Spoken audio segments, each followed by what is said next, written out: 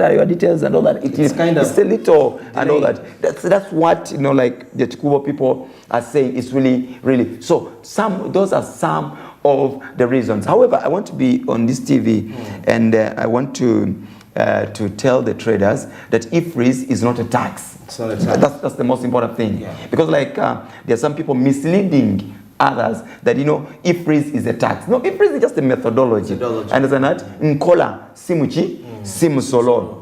Okay, there are those ones with fear of probably revealing their cells, their profits, exactly, and all that. There are those ones and all that. But absolutely, when it comes to the tax issues, it's all about how much you earn, and probably it's in percentage of what you're supposed to pay. So therefore, if you understate, if you underpay, and all that, where here there is top up and all that. However, who is very clean in this world that can really reveal everything about himself? Because I really bet that even the URA guys that at some point within their small business, because they also have businesses in Chikubo, exactly, and I know they do not want to reveal everything of whatever details they have sold and all that. So there are also those people with some mind, the conservative businessman, and they'll tell you business jama.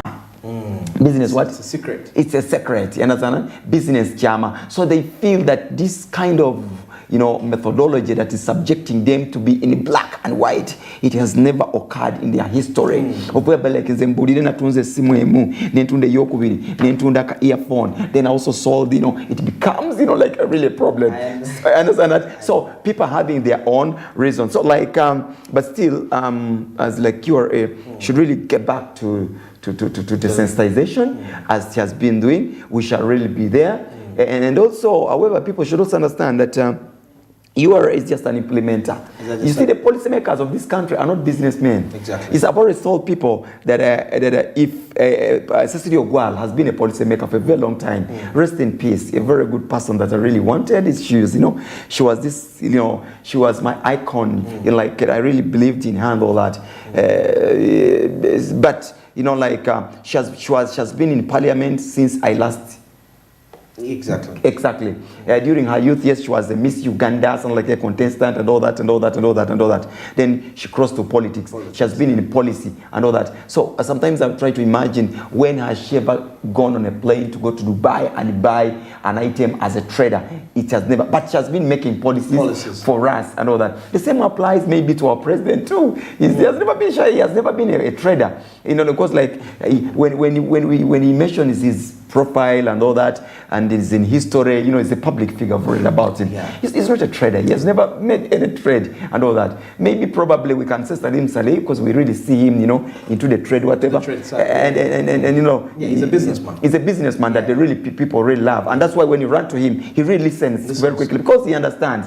But other policymakers have one problem. They don't know what we go through and all that. Because they have not done it. They have not done it. Absolutely. They have not done it and all that. So at the end of the day, sometimes when we're blaming URA, we blame them with some reservations. They're simply implementers. They are simply implementers. And when they don't implement, then their job are at a risk. At risk. Very interesting, very amazing here. We're discussing the impact, the implications of taxation to business decisions, and also especially to the traders. The downtown traders in the various arcades that are operating there. I'm with Kwebi Hamzamil, is the spokesperson of CAFO, it's a trade association in Kampala. Well, we'll take a break. Of course, returning, we're still going to be dwelling in matters to do with the taxation.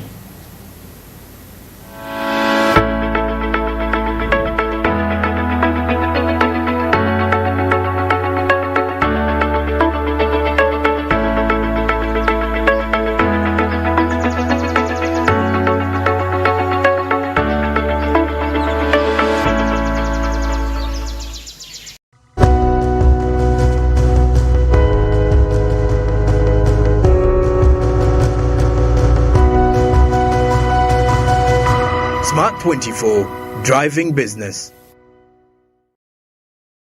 Osmosis is coming.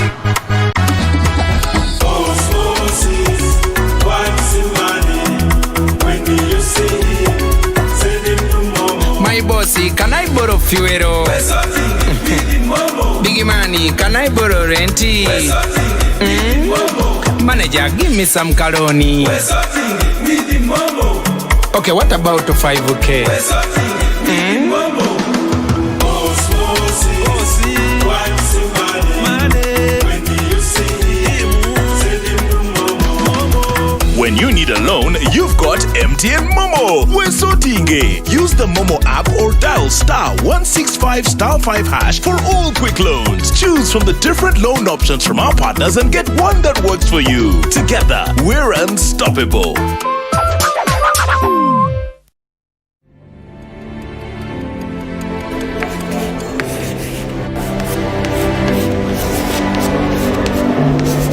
This is Jordan.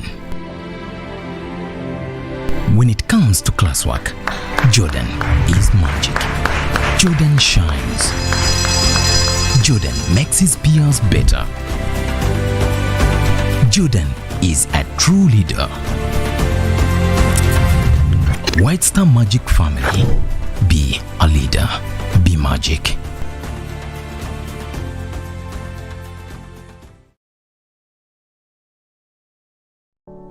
Luxury redefined at Seasan Hotel as you indulge in the splendor of elegant living fit for the royalty that you are.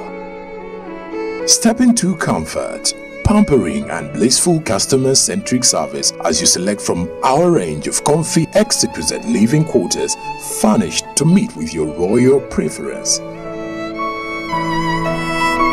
Surrounded by scenic beauty, our tropical setting allows you to escape the glamorous ordeal of city life. Our ambient green gardens will guide you to a place of revitalizing rest. The 3-star restaurant caters to your palate, serving your choice menu ranging from exotic cuisines to local delicacies. Our chefs will serve you full-course meals for a truly out-of-this-world culinary experience. Our fully stocked bar to whet your throat, from renowned global brand whisks, brandies, gins, beers and wines to our locally celebrated beverages, you will not lack for any brewage. It's an all-new experience in the East at Seasan Hotel, so visit today at Plot 15 to 19 Spire Road, Ginger, or contact us on +256 751 719 960 and +256 785 354 614 for reservations. Seasan Hotels, luxury redefined.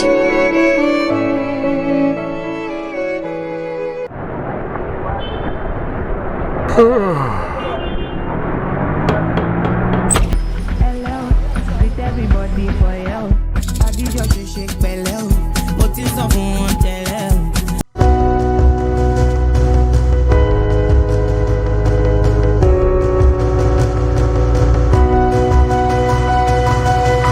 Smart 24, driving business.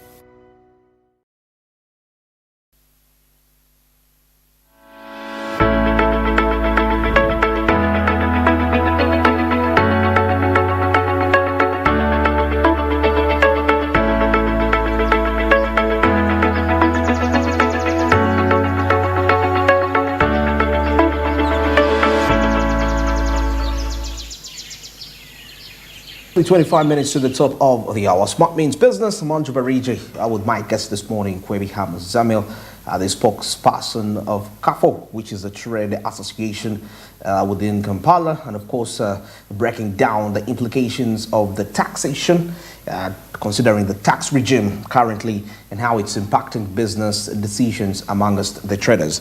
Now, Mr. Zamil, before we get into any other discussion, 2 weeks back, I don't know whether it's 2 or 3, or it's coming to a month right now, when the commissioner of URA was having a chat with the traders. And I remember there was that station where they needed to a Q&A, and actually the media wasn't given permission to be there, which caused commotion that police actually had to come in and the army to rescue. But anyway, just the incidents. We may not go into the details of those discussions of what transpired, but what I would love to know, what were some of the negotiations that were reached at in line with that? Well, after the e-freeze issue becoming a problem, and VAT and all that, and strict, kind of enforcement or within the Chikubo area by the UR enforcement, it a little bit, it was hurting business. A little bit inconveniences came in and all that, and then we had to contact the URA, tax body to really, come in and then probably air out some kind of issues to the public. And we converged that to do GOGO, UMA current and all that. And then they themselves, the traders, attended in person, and they asked these questions in person directly to the Commissioner General. And then absolutely, e-freeze was something that really caused a lot of conflict, because at some point, even when they brought in somebody to demonstrate how it really works, and then there is a point where it reached there, like it was not really working. Then as I've told you, the network issue or something like that, I don't know what really went wrong, because these are the service providers. They own this thing, they own this kind of project and all that. They know how it works best.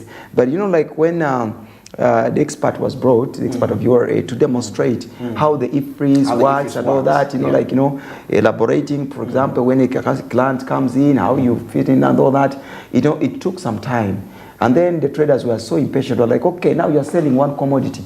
You are taking over 30 minutes. Just selling one single commodity and things that minutes, one commodity. Exactly. So like, no, the demonstration never went on and all that.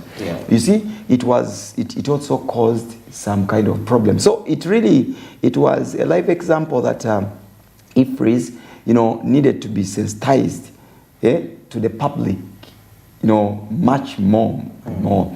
And it also gave out an indication that e-freeze, app should probably be given more touch, some kind of amendment and all that, so that suits the interest, and more so with the as in time, as in relation to how fast it is and all that.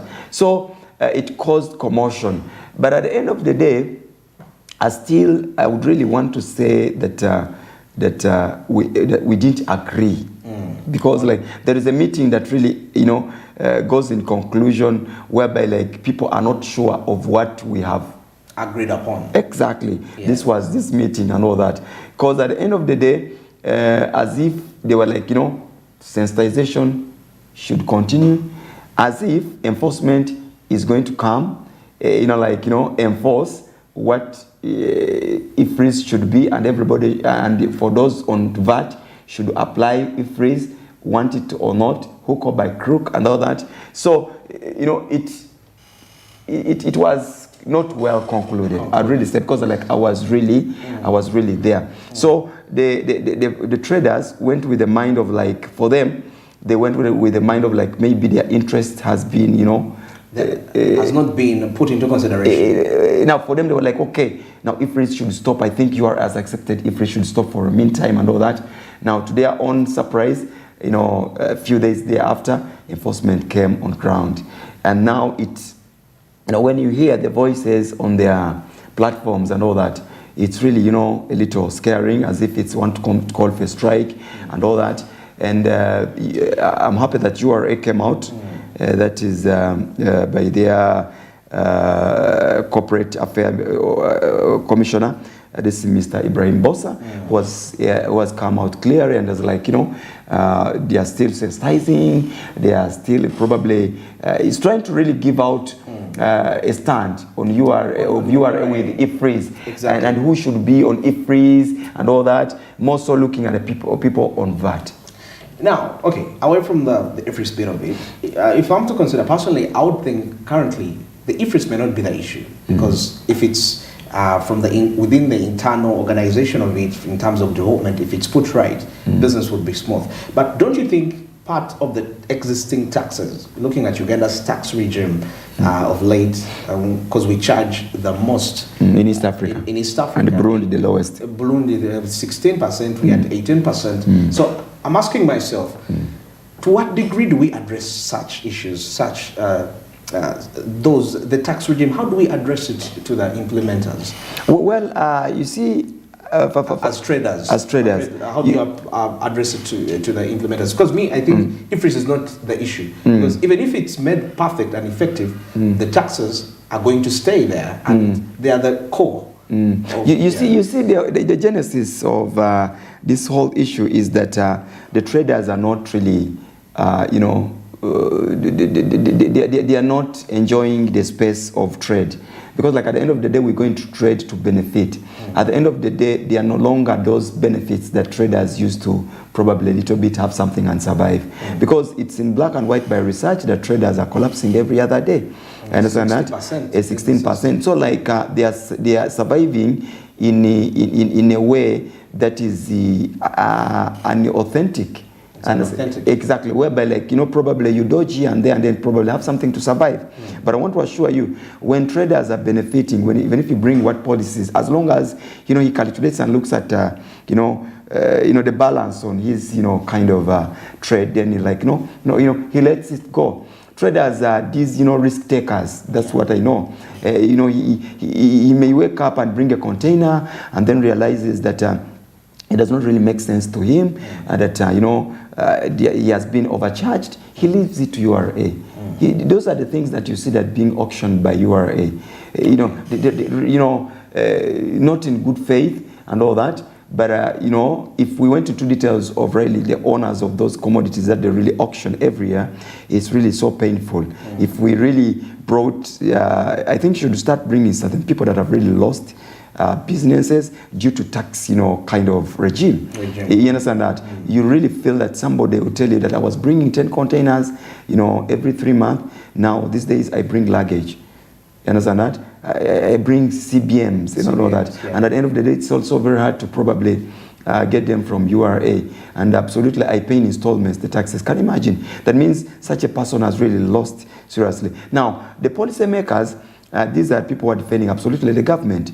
For them, they really defend us less, the taxpayers. For them, it's the interest probably to fulfill the budget of the country, to see that things are run as they were budgeted for. And absolutely, it's the citizen to pay what? To pay this money. Look at the taxes they brought now on property. Exactly. On sale of 5%. Withholding tax and all that. Yeah. And absolutely, if you don't reveal, within 15 days, then there is a fine, and all that, which will even earn you an imprisonment and all that. Those are the very heavy penalties once you have gone wrong with the tax, kind of policies. So at the end of the day, you look at a property whereby somebody is selling it at a loss. Maybe it's a forced sale by the bank. At the end of the day, maybe in between there are brokers, you understand, that who have come in to probably see that your property is sold. At the end of the day, a broker may also want 10%. Then at the end of the day, also the government wants also withholding tax 5%. Now, at the end of the day, you probably sell your property on whatever, on a loss. And if I'm to imagine, if you are probably selling a property in Uganda, the profit margin would probably be around maybe, it could be 10%, or maybe 15%. I understand that. Now, the government is also taking 5%. The broker also wants something. So as an individual, you have like 2%. 2%, absolutely. Now, it's really very bad for a tax regime to take more money than you, who is in the struggle. It doesn't really make sense. And understand that? So what you're trying to ask, it is starting with the policymakers. The policymakers are not... They're not willing to... They are defending the government. For them, they want their system to run at the end of the day. And that their budget is fixed, and probably they should. And now, where things in Uganda are a little bit messed, whereby now they've run to money lenders. You've seen whereby like... Minister of Finance, Thiruka Saija, is calling upon private individuals to come and, bail out the government. You know that the quota has not, worked out. And who has got the money? Then you see a Kenyan money lender comes out and say, here I am, I will give you, and all that. You see, now, those desperate measures we've gone to, probably now they have crossed over to the taxpayer. And now, the other time we were discussing about why the dollar has gone so up. and the shilling is depreciating against the dollar. Probably there are people who have withdrawn their money from this country and they have taken it to demand for forex. For forex and all that. In other sectors.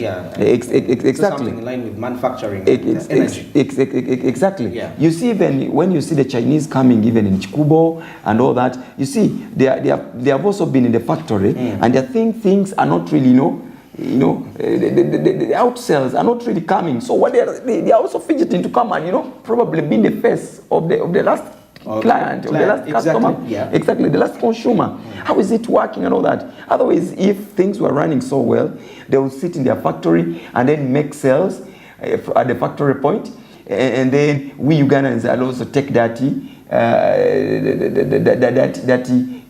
chain, the retail, exactly, the retail, wholesale. And the wholesale and all that, the value chain. But because the Chinese who came with a lot of expectation that is going to make a lot of money in Uganda, then he invests and all that, he feels at the factory level things are not working out. So what he does, he finds himself fixing himself in Chikubo. He's also selling his shoes directly. So they're also they're competing, outcompeting the local traders. Exactly. Yes. That chain where they are outcompeting the local traders. But absolutely, what I know, I've made research. What I know, when they look at how they make sales within their countries, the benefit on investment, it's not really making sense to them in this country at some point. Okay. Exactly. At some point.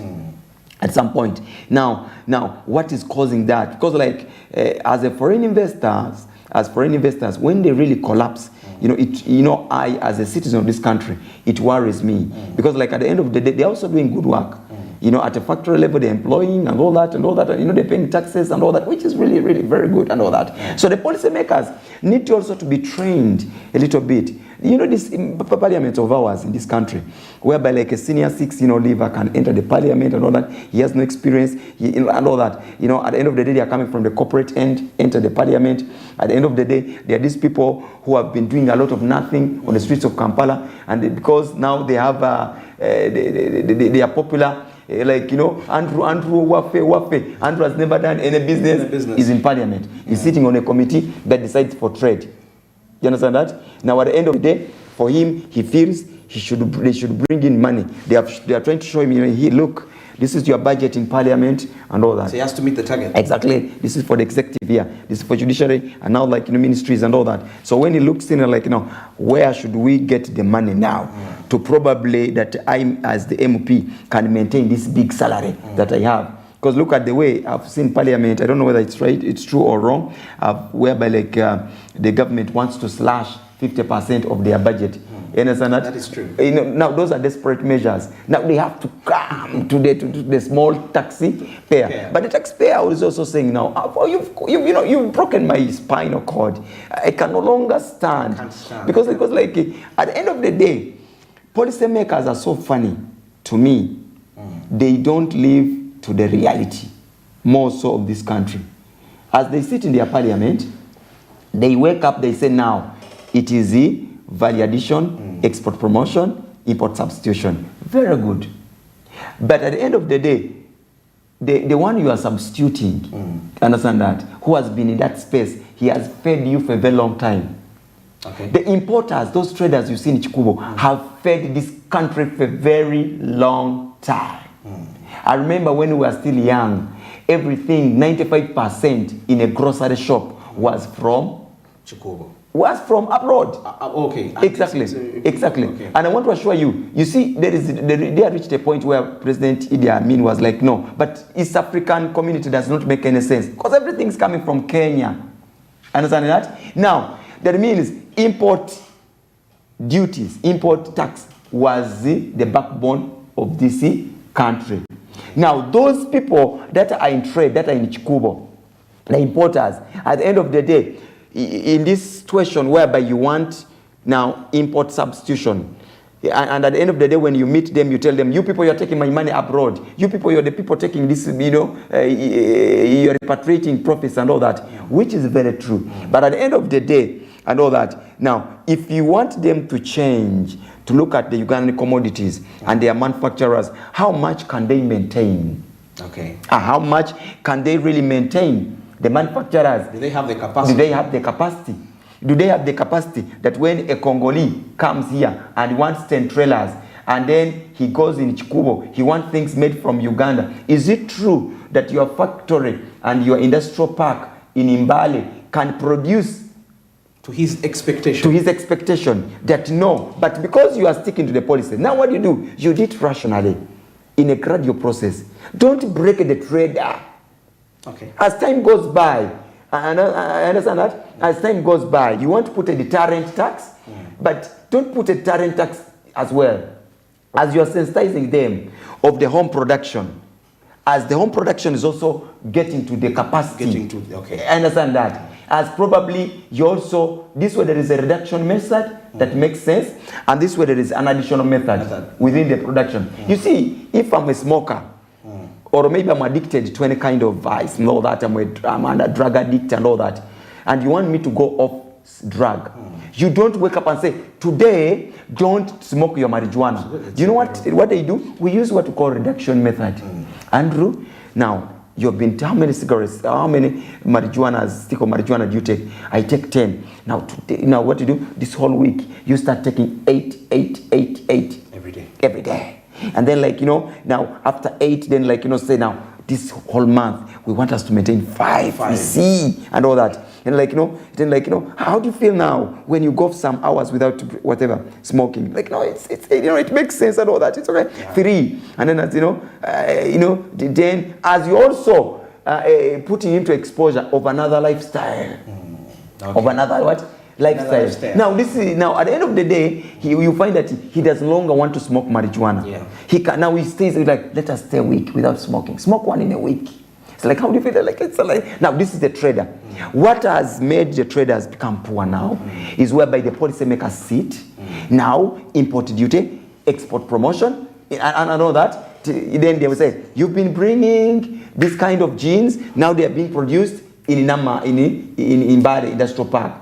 The Chinese have started making them. Well, they are not making them because if they were making them, then the raw materials in the agricultural products and the agricultural sector would see them thrive. We would see the cotton growers in Lira making a lot of money, but we are not seeing them make a lot of money. That means the gene factory, which you call a factory, is just an assembling plant. It's okay. It's okay. But now at the end of the day, for you already put very high taxes on the what? On the gene. That is not URA. Those are policy makers. I understand that. Those are policy makers. Now, that means a trader, as his goods are in the transit, you wake up and then as they are in transit, you've already put a tax. By the time the container reaches the book, now it is in kilos. Now it is in what? In kilos. In kilos. And this kind of kilo, we want this and all that. Actually, it is a deterrent tax. It's not done in good faith that you are protecting the foreign investor. I love foreign investors. I love policymakers. I hate them for one thing. They are doing things in a manner that does not make sense. That's theoretical. These traders in Chikubo, you see, if this country is producing enough, understand that, the production, the manufacturing point and all that, those in value addition are producing enough, I don't see why a trader goes to China. Okay. Absolutely. Nobody wants to go to China. Puts the air ticket, puts everything. It's a huge cost. Accommodation. It's very expensive. It's costly. They would just buy commodities from here. Understand that? But these people don't have capacity, but because they've got their own manufacturing associations, they're also very strong. So they simply assemble. They will convince the president. And absolutely, me, I don't blame URA. URA will probably, if the Minister of Finance and then, the certain committee in Parliament of whatever tax issues has decided that now a gene should be like this. They sit and design, by the way.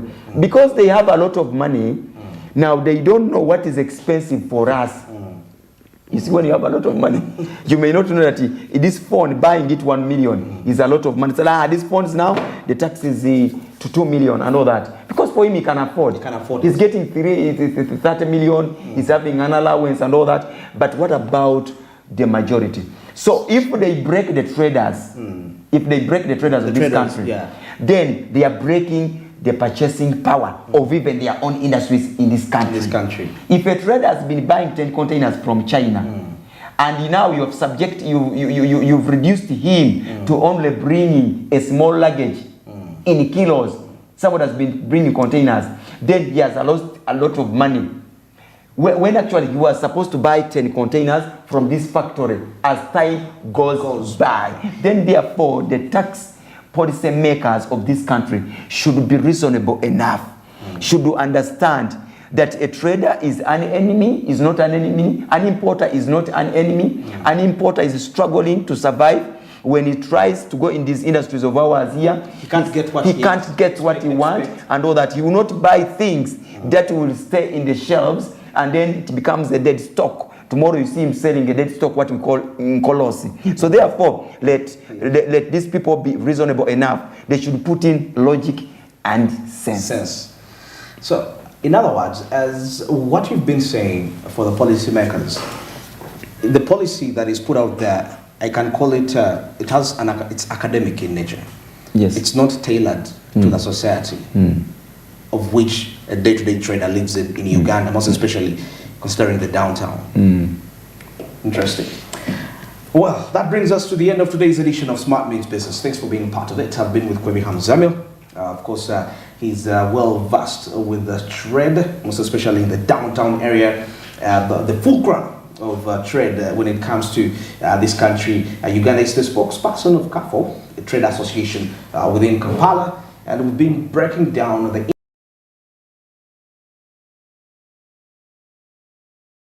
by the traders. Well, till tomorrow, have yourselves a wonderful time.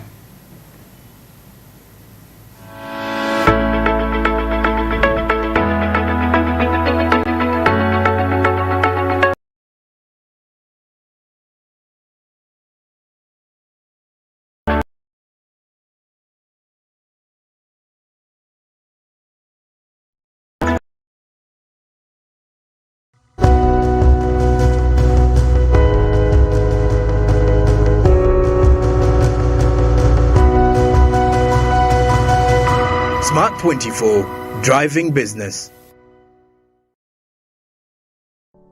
Luxury redefined at Seasand Hotel as you indulge in the splendor of elegant living fit for the royalty that you are. Step into comfort, pampering and blissful customer-centric service as you select from our range of comfy exquisite living quarters furnished to meet with your royal preference.